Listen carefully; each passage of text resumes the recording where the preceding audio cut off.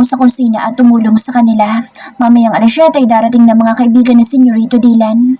Habang naguhugas ako ng mga hugasin ay dumating si Manong masungit. "Manang," tawag niya sa akin. "Yes po, Senyorito Daryl. May kailangan po ba kayo?" Tanong ni Nanay Vida. "It's not you po, Manang. Yung bago natin maid ang tinatawag ko."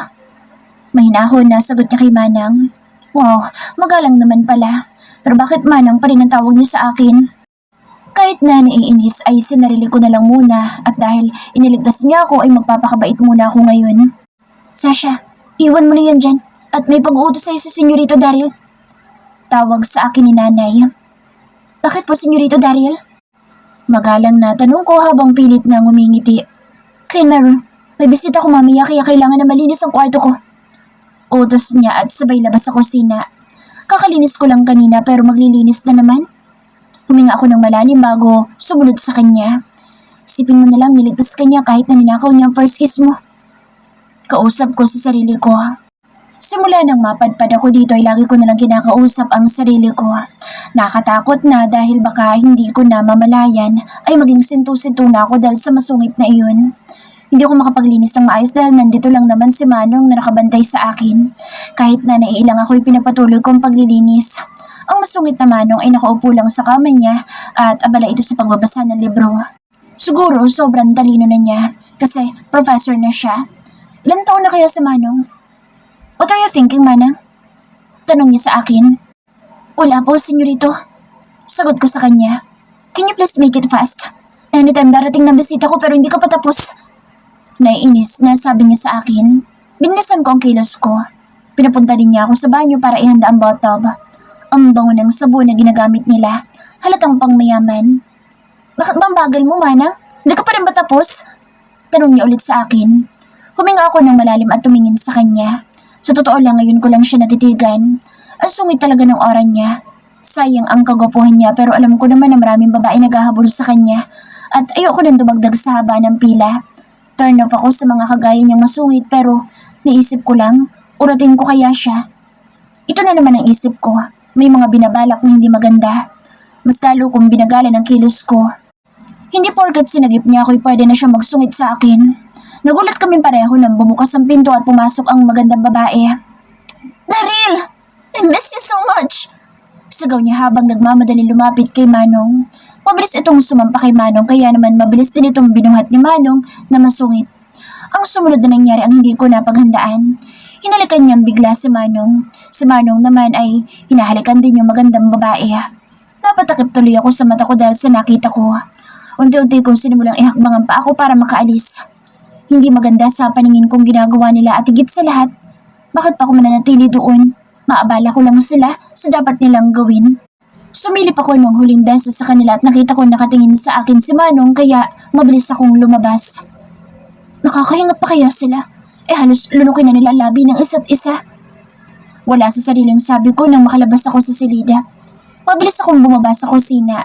Inabot na kasi ako ng 8:00. Sakto kumakain sila pagpasok ko. "Kain na tayo, Sasha." Saad sa akin ni Chan Chan, isa sa mga kasamahan namin dito. Mas matanda siya sa akin ng 3 taon. "Salamat, Ate Chan. Gutom na rin talaga ako." Sagot ko sa kanya. Lumapit ako sa lababo para maghugas ng kamay. Bala ko kasing kumain ng nakakamay lang. Mas gusto ko at saka wala namang sabawang ulam kaya ayos lang. Umupo na ako para magsimula ng kumain. Kakasubo ko lang nang bigla akong tawagin ni Nanay Vida. "Sasha, pasensya na kung aabalahin ko ang pagkain mo. Nagpapadala si Senyorito Daryl ng alak sa kwarto niya." "Sige po, Nay. Saan po ba ako kukuha ng alak na dadalhin ko doon?" Tanong ko sa kanya habang tinatakpan ng pagkain ko dahil bala kong balikan mamaya. "Sasamahan na kita," sabi niya sa akin. Sumunod naman ako sa kanya. "Dito nakalagay ang mga alak. Kumuha ka na at dalhin mo sa kanila." Utos ni Nanay sa akin. Ako na may kumuha ng isa at umakyat sa kwarto ni Manong. Kumatok ako pero hindi naman ako naririnig. Kumatok ako ng kumatok kasi naman nagugutom na ako. "Senyorito? Senyorito, nandito na po ang alak na pinapadala niyo." Sigaw ko sa kanya. Kinalampag ko na yung pinto sa inis ko. Umabot lang naman ako ng kalahating oras sa paghihintay ko sa kanya. Sa inis ko'y bumaba na ako. Ano kayang ginagawa nila at hindi man lang nila ako naririnig? Kakainis siya. Kung hindi niya ako inabala, sana ngayon nagsisimula ng madusog ang kinain ko. Padabog akong bumaba sa hagdan. Nakasalubong ko sa Senyorito Dylan nang galing siya sa kusina. Hi, Sasha. Bati niya sa akin. Hi din po, Senyorito. Matamlay na sagot ko dahil gutom na ako. What happened? Where are you sad? Tanong niya sa akin. Di naman po ako malungkot. Gutom lang po ako. Sagot ko sa kanya. Bakit? Hindi ka pa ba kumakain? Nag-aalalang tanong niya. Meron po kasing manong na inantala ako habang kumakain. Tapos ngayon hindi naman po ako pinagbuksan ng pinto. Inis na sabi ko. Nagulat ako dahil tumawa ito ng malakas kaya napakunot naman ang noo ko sa kanya. Sorry, Sasha, pero natatawa ako. Si Kuya at ang tinatawag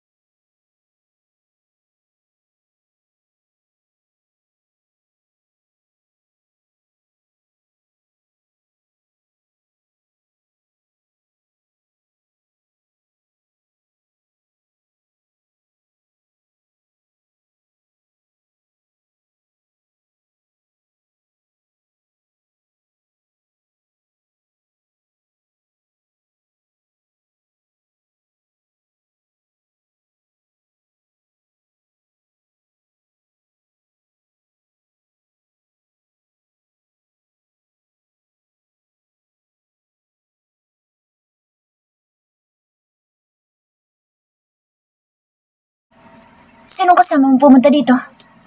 Tanong ni Manong sa akin. Ako po. Sagot ko sa kanya pero hindi pa ako tapos dahil naiilang ako sa sama ng tingin sa akin ni Max. What? Ikaw lang mag-isang pumunta dito? Bakit hindi ka nagpahatid? Paano kung inilagaw ka ng taxi na sinakyan mo? Galit na sabi niya. Ako naman ay gulat na gulat sa inasta niya. Hindi pa naman ako tapos magsalita pero nag-overthink na siya. Senyorito, hindi pa naman po ako tapos magsalita eh. Ang ibig ko pong sabihin ako lang mag-isang umakyat dito pero hinatid ako ni Mang Tommy. Paliwanag ko sa kanya. Hindi na ito sumagot at pumasok na sa gilid niya. Naiwan kaming dalawa ni Max. Hindi rin siya nagtagal. Sumunod siya sa silid ni Manong. Nanatili lang ako dito sa living room. Ang ganda ng kondo niya. Malinis din ito. Sino kaya naglilinis dito? Tanong ko sa sarili ko. Lumabas si Manong. Siguro inaalala niya ako. Lumapit ito sa akin at binuhat ang bag na nakalapag sa sahig. Nataranta naman ako at mabilis kong inagaw sa kanya yung bag ko. Naku, senyorito, ako na po. Ako na po magdadala nito. Sabi ko sa kanya. It's fine, Manang. Saad niya sa akin nang hindi binibitawan ang bag. Naglakad siya papunta sa katabing silid. Binuksan niya ito at pumasok sa loob kaya sumunod ako sa kanya. From now on, this will be your room. Sabi niya sa akin. Thank you po, senyorito. Sabi ko sa kanya. Hindi ito nagsalita kagaya na lagi niyang ginagawa kaya yumuko na lang ako. Nakita ko na nagsimula na itong humakbang kaya pinigilan ko siya. Senyorito. Tawag ko sa kanya kaya tumigil naman ito. What? Mahinahon na tanong niya sa akin. Gusto ko lang po mag-sorry sa inasal ko sa inyo noon. Alam ko na mali ang ginawa ko. Sorry po. Sabi ko sa kanya. Nakita kong gumalaw ang balikat niya. Hudyat na huminga ito ng malalim. Forget it. Bumawi ka na lang. Sabi niya bago lumabas sa room ko. Napaisip ako sa bumawi ka na lang. Ano ba dapat kong gawin? Paulit-ulit ako nag-iisip pero hindi ko talaga maisip kung anong ibig niyang sabihin. Nag-ayos ako ng gamit ko dahil bukas pupunta ako sa school para magpasa ng requirements. Bukas na lang din ako magtatanong kay Manong kung paano pumunta sa school. Nagpalit ako ng damit ko at ngayon ay nakahiga ako sa kama. Sino kayo magpapasahod sa akin? Si Senyora kaya o si Manong? Pero ang laki ng pinagbago ni Manong. Medyo bumait siya pero very light lang naman. Siguro nasa 5% lang. Kausap ko sa sarili ko. Bumangon ako dahil nakaramdam ako ng pagkauhaw. Madilim ang paligid at hindi ko alam kung nasan ang switch ng ilaw. Nangangapa ako sa dilim habang naglalakad. Ang dilim naman. Nasaan kaya yung switch ng ilaw? Kausap ko sa sarili ko habang patuloy lang ang lakad. Nagulat ako nang mabangga ako sa matigas na bagay. Aray! Kinapaka pa ako yung bagay na nabangga ko. Ano kaya to? Bakit matigas? Nakakatakot naman dito. Bakit kasi ang dilim? Wala sa sariling sabi ko. Pinagpatuloy ko ang pagkapa. Bakit kinakabahan ako? Habang umakyat kasi ang kamay ko, kakaiba na ang nakakapa ko. Bakit parang tao na itong nahawakan ko? Baka multo magnanakaw. Lumayo ako ng konti. Naglakad akong paatras pero nagulat ako nang may humawak sa akin. Sino po kayo? Nauutal na tanong ko. Hindi ito sumagot. Nanatili siyang nakahawak sa akin at ang masama pa, sa isang dibdib ko ang kamay niya. Pag hindi ka sumagot, susuntukin talaga kita. Ang bastos mo! Tanggalin mo ngayong kamay mo sa dede ko! Sabi ko sa kanya habang hinahampas ko siya. Shit! Stop it! It's me! Sabi niya habang pinapatigil ako sa paghampas ko. Senyorito, ikaw ba yan? Tanong ko sa kanya. Binitawan niya ako at biglang lumiwanag ang paligid. Napatili ako, sabay takip sa mukha ko. Paano ba naman kasi nakaboxer lang siya? Tahimik lang ang paligid kaya tinanggal ko ng kamay ko sa mata ko. Napatakip ulit ako at nasa harapan ko pa siya. Bakit ka naglalakad dito? Tanong niya sa akin. Pasalamat din ako dahil nagsalita ito ng Tagalog. Nauuhaw po kasi ako. Kaya po ako naglalakad dito kasi hindi ko po alam kung nasaan ang switch ng ilaw. Paliwanag ko sa kanya habang nakayuko. Nailang kasi talaga akong tumingin sa kanya. Naglakad ito samantala ako'y tahimik pa rin at nanatili sa pwesto ko. Lumapit ito sa akin sabay abot ng tubig. Ikaw na magpatay ng ilaw pagkatapos mo. And please, huwag ka lalabas ng room mo na walang suot na bra. Sabi nito bago lumabas sa kusina. Napatingin naman ako sa dibdib ko. Oh my gosh, wala nga ako suot na bra. Nakakahiya tapos nahawakan pa niya. Antang mo kasi, ang tanga-tanga mo talaga. Naiinis at nahihiyang sabi ko sa sarili ko. Inubos ko yung tubig na binigay niya at bumalik sa room ko. Napatingin ako sa pinto niya. Nandyan pa kaya si Max? Magkatabi ba silang matulog? Tanong na tanging nasa isipan ko lang. Maaga akong nagising para magluto ng almusal. Kahit puyat ako sa nangyari kagabi, sinikap kong agahan ang gising ko. Sa totoo lang, hindi ako magaling magluto. Sa probinsya namin ay si nanay lagi ang nagluluto at sa mansyon naman ay si nanay Vida. Binuksan ko ang ref para maghanda ng pwede kong iluto. Marami naman ako nakita kaya kumuha na lang ako ng bacon, hotdog at egg. Nagsaing na rin ako. Nagsimula na ako magprito ng bacon. Aray! Nagulat na sabi ko dahil natalsikan ako ng mantika sa kamay ko. Malakas ang apoy at hindi ako makalapit dahil nagsisitalsikan ng mantika. Nasusunog na ngayon ang bacon na piniprito ko. What the hell's going on here? Galit na sigaw ni Senyorito sa akin. Mabilis din siyang lumapit sa kalan at pinatay ito. Ako naman ay tulala at hawak ang kamay ko na napaso. Kita ko ang galit sa mga mata niya. Pinipigilan ko ang luha ko dahil natakot ako sa lakas ng sigaw niya. Muntikan ko pang masunog ang kusina kung hindi siya lumabas. Sorry po, Senyorito. Nakayukong sabi ko. Lumapit ito sa akin. Are you okay? Malumanay na tanong niya sabay hawak sa kamay ko. Okay lang po ako. Sorry po. Sagot ko sa kanya. Namumula ang kamay ko na natalsikan ng mantika. Nagulat ako sa ginawa niya kasi hinipan niya ito. Next time huwag ka na magluto. Don't cook for me. I can handle myself. Sabi niya. Naninibago ako sa kanya. Umalis ito at pagbalik niya may dala na siyang first aid kit. Nilagyan niya ng cream ang kamay ko. Binalot kami ng katahimikan. Stay here. Sabi niya sa akin bago pumunta sa harap ng lutuan. Nataranta ako nang makita ko na magluluto siya kaya tumayo ako papunta sa kanya. Ako na po dyan, Senyorito. Sabi ko sa kanya. I told you to stay there. Hard-headed man. Sabi niya sa akin. Wala ko nagawa kundi bumalik sa upuan doon sa dining table. Hindi ko na lang siya tiningnan. Mas pinili ko na manahimik na lang. Nagulat na lang ako na may plato na inilapag sa harapan ko. Hindi ko napansin na nakatulog pala ako. Ano kayo nangyari at mabait sa Senyorito ngayon? Tumayo ako para sana linisin yung mga mantika na tumalsi kanina pero nagulat ako dahil malinis na. Hindi lang malinis dahil sobrang linis. Lumingon ako kay Manong at nagsisimula na itong kumain. Bigla akong nahiya kasi ako ang may dito pero hindi marunong magluto. Hindi ako lumapit sa kanya dahil para naman talaga sana sa kanya yung lulutuin ko. What are you waiting for? Hindi ka ba kakain? Tanong niya sa akin. Mamaya na lang po ako kakain. Sagot ko sa kanya. Hindi ito nagsalita at tinapos ng kinakain niya. Tumayo ito at dinala ang pinagkainan niya sa sink. Akmang huhugasan niya na nang pigilan ko siya. Senyorito, ako na po dyan. Ako po ang may dito. Hayaan niyo po at pag-aaralan kong pagluluto. Sabi ko sa kanya. Hindi ito nakinig sa akin dahil nagsimula na siyang maghugas kaya mabilis kong inagaw sa kamay niya. Ako na po please. Sabi ko sa kanya. Nakatingin lang siya sa akin at nakita kong gumalaw ang Adam's apple niya. Ilang segundo din kaming magkadikit bago siya lumayo sa akin. Do you have plans for today? Tanong niya sa akin. Meron po. Pupunta po ako sa university para magpasa ng mga requirements for enrollment po. Sagot ko sa kanya. Okay, isasabay na kita. Sabi niya sa akin bago lumabas sa kusina. Ako naman ay umupo na para kumain. Nakakahiya naman kung paghintayin ko pa siya. Binilisan ko ang kain ko kasi maliligo pa ako. Mabilis ang bawat kilos ko. Kasalukuyan ako nag-aayos ng sarili ko sa salamin. Gusto ko talaga ang ganitong style. Bahala sila. Mas komportable kasi ako sa ganito. Paglabas ko'y nakaupo si Senyorito sa sofa sa living room. Nang makita niya ako'y napangiwi siya at alam ko na napapangitan siya sa suot ko. Napansin niya yata na nakatingin ako sa kanya kaya nauna na itong naglakad. Dumistansya ako sa kanya kasi ayoko namang sumabay sa kanya. Sumakay kami sa elevator. Sa bandang dulo ako pumasto para hindi ko siya makatabi. May mga kasabay kami mga magagandang babae. Halatang type nila sa Senyorito kasi kinikilig pa. Dumiretso kami sa parking lot. Ako mambubuksan ko na ang pinto sa box seat na magsalita ito. Gagawin mo akong driver? Tanong niya sa akin. Nahiya naman ako kaya sumakay ako sa front seat. Nahirapan akong ikabit ang seatbelt ko kaya lumapit siya sa akin. Sobrang lapit niya dahil amoy na amoy ko ang pabango niya na napakasarap sa ilong. Nahihiya din akong huminga. You can breathe now. Baka mamatay ka na niyan.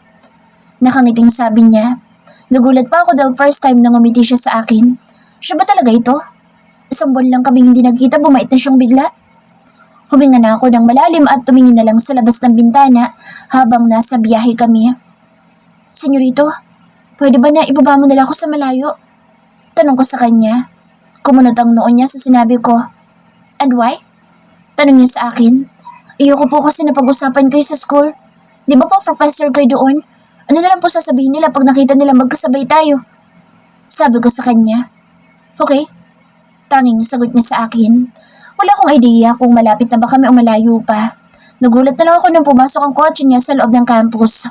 Tumingin ako sa kanya pero kalmado lang itong nagmamaneho papunta sa parking lot. Tumingin ako sa kanya pero kalmado lang ito. Nagmamaneho papunta sa parking lot. Bahala nga siya. Reputasyon naman niyang inaalala ko kaya ayoko makita kami ng iba na magkasama. Bumaba ito kaya sumunod naman akong bumaba. Naglakad ito kaya sumunod naman ako sa kanya. Doon ka pumunta sa registration ng freshmen. Turo niya sa isang building. Salamat po, senyorito. Sabi ko sa kanya. Magkita na lang tayo sa parking lot pagkatapos mo doon. Sabi niya. Okay po. Sagot ko sa kanya. Nailang ako na makita ko ang ibang naroon na nakatingin sa amin. Samantalang itong nasa tabi ko ay cool pa rin. Kaya mabilis ako naglakad para makalayo sa kanya. Hindi ko na nga naalala na magpaalam pa. Pagdating ko doon ay mahaba na ang pila. Tumayo ako sa pinakahuling pila at matyagang naghintay. Hi sa'yo. Bati sa akin ng dalawang babae na magkamuka na sa tingin ko ay kambal. Hi din sa inyong dalawa. Bati ko din sa kanilang dalawa. Freshman ka rin ba? Tanong sa akin ng isa. Oo, freshman ako. Ako pala si Sasha. Pakilala ko sa kanila. Ako naman si Liuvilin at ito naman ang kakambal ko si Lovely. Freshmans din kami. Sana maging magkaklase tayo. Sabi ni Liuvi sa akin. Sana nga. Sabi ko sa kanya dahil nahihiya ako. Masaya silang kakwentuhan dahil hindi ako naiinip sa pagpila kahit na mahaba ito. Sa tingin ko ay may mga bagong kaibigan na agad ako dito. Tanghali na pero hindi pa kami tapos. Ang init at nakalimutan ko magdala ng pamaypay. Nauuhaw na rin ako kasi nakalimutan ko magdala ng tubig. Kaya mahaba ang pila kasi karamihan sa mga nandito ay katulad ko na scholar. Semi-private ang university na ito pero maganda siya at mukhang private talaga. Ate, may nagpapabigay po. Sabi ng bata sa akin sabay abot ng bottled water. Ha? Para ba sa akin? Tanong ko sa kanya. Opo, sa'yo po. Kayo lang naman po mukhang manang dito. Bungis-ngis na sabi sa akin ng bata. Napangiwi naman ako at yung kambal ay tumatawa na. Loko din talaga yung nagbigay sa akin pero teka lang. Isa lang naman ang tumatawag sa akin ng manang. Salamat dito ha. Pasabi doon sa nagbigay na thank you daw. Masungit na manong. Utos ko sa bata. Sasabihin ko po kay Kuya Pogi. Sabi niya sa akin at agad din itong tumakbong palayo. Wow, sana all na lang tayo nito kambal. Sabi ni Liuvilin kay Lovely na kakambal niya. Gusto niyo? Alok ko sa kanila ng tubig. Wag na siya, may baon kami. Sagot ni Lovely sa akin. Binuksan ko at uminom ako. Alam ko naman na galing ito kay Manong kaya iinumin ko na. Sana'y magtuloy-tuloy ang pagiging mabait niya sa akin. Mabuti na lang at hindi ako naabutan ng cut-off. Pagkatapos ko'y nagpaalam ako sa bago kong mga kaibigan. Mauna na ako sa inyo, Liuvit, Lovely. Ingat. See you sa first day of school. Paalam ko sa kanila. See you, Sasha. Ingat ka, bye. Paalam din nila sa akin. Naglakad na ako papunta sa parking lot. Dahil wala pa si Manong ay naghintay muna ako sa tabi. Umupo ako at hinintay ko siya. Tanghaling tapat na rin kaya baka nag-lunch pa iyon. Doon na lang ako sa kondo ni Manong kakain. May nakita kong cup noodles doon kaya yun na lang kakainin ko. Ilang sandali pa'y dumating na si Senyorito. Hindi siya nag-iisa dahil kasama niya si Mox. Ibig sabihin nagtuturo din ito dito. Kanina ka pa ba? Tanong ni Senyorito sa akin. Hindi naman po. Sagot ko sa kanya. Why are you asking her, Daryl? Naiinis na sabi ni Max. Hindi naman nagsalita si Senyorito. Sumakay lang ito sa kotse at ako naman ay nanatiling nakatayo. Senyorito, pwede bang mag-jeep na lang ako? Tanong ko sa kanya. Kumunot ang noon niya sa tanong ko. Why? Nakataas ang kilay na tanong niya. Gusto ko po sanang matuto na mag-commute, mag-isa. Para na rin po kapag pumasok na ako, alam ko na po. Sabi ko sa kanya. But, Daryl, she's right. Para naman matuto siya at hindi na sumabay sa'yo palagi. Saad na Max kaya naputo lang sasabihin na Senyorito. Get this. Abot niya ng 500 sa akin. May pera po ako. Sige po, alis na po ako. Paalam ko sabay lakad ng mabilis palayo sa kanila. Lumabas ako sa gate ng school at tumawid sa kabila. Nag-aabang ako ng jeep nang may tumabi sa akin na lalaki. Shucks, Ang gwapo niya. Tili ko sa isipan ko. Ang tangkad niya at para siyang basketball player. Sa tingin ko'y patawid siya sa kabila. Hi, bati niya sa akin. Hindi ko alam kung babatiin ko rin ba siya o hindi. Hello po, sabi ko sa kanya.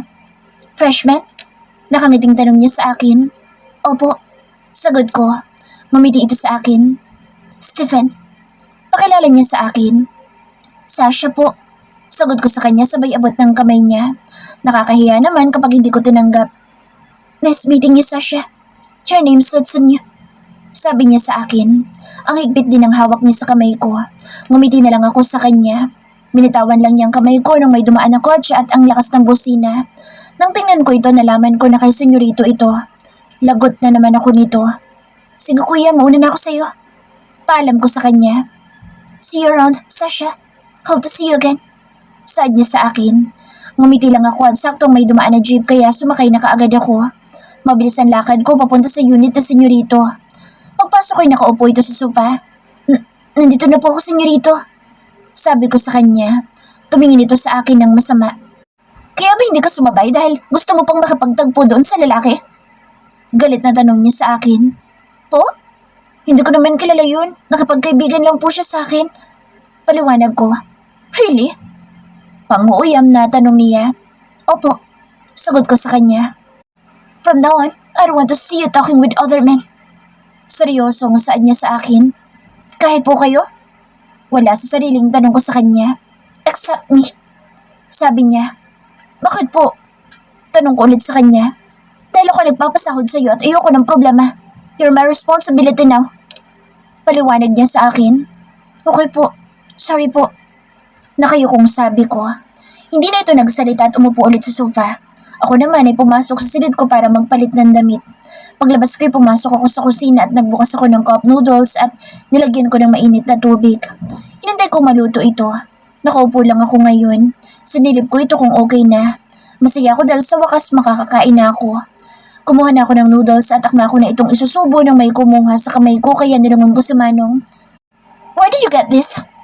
Galit na tanong niya. Sa pantry po. Bawal po ba kung kumuha doon? Sorry po, hindi ko po kasi alam. Gutom na po kasi ako. Pasensya na po talaga. Sabi ko sabay takbong palabas ng kusina. Pumasok ako sa kwarto ko at uminom na lang ng tubig. Bawal palang kumuha doon. Sana'y bumili na lang ako. Kasalanan mo rin dahil hindi ka nagpaalam. Sabi ko sa sarili ko. Humiga na lang ako sa kama ko nang nakadapa. Hindi ko napigilan ang luha ko dahil patuloy sila sa pagpatak. Hindi ko napansin na may pumasok. Nagulat na ako nang tumabi sa akin si senyorito. Hindi ko siya sinilip dahil nahihiya ako at saka umiyak pa ako. Mana, get up. Eat now. Sabi niya. Kaya nagtaka ako sa sinabi niya. Pumangon ako tumarap sa kanya. Nagtaka ako dahil may dala itong pagkain. I'm not mad at you. Did I scared you? Mahinahon na tanong niya kaya tumango ako bilang sagot. I'm just asking. You can eat whatever you want or you like here. Nabigla lang ako kasi mayroong cup noodles dito. Hindi kasi ako nagpapabili ng ganoon. Paliwanag niya. Hindi ko rin po alam kung sinong bumili noon. Nakita ko lang po doon. Sabi ko sa kanya. Eat your late lunch. Sabi niya sa akin.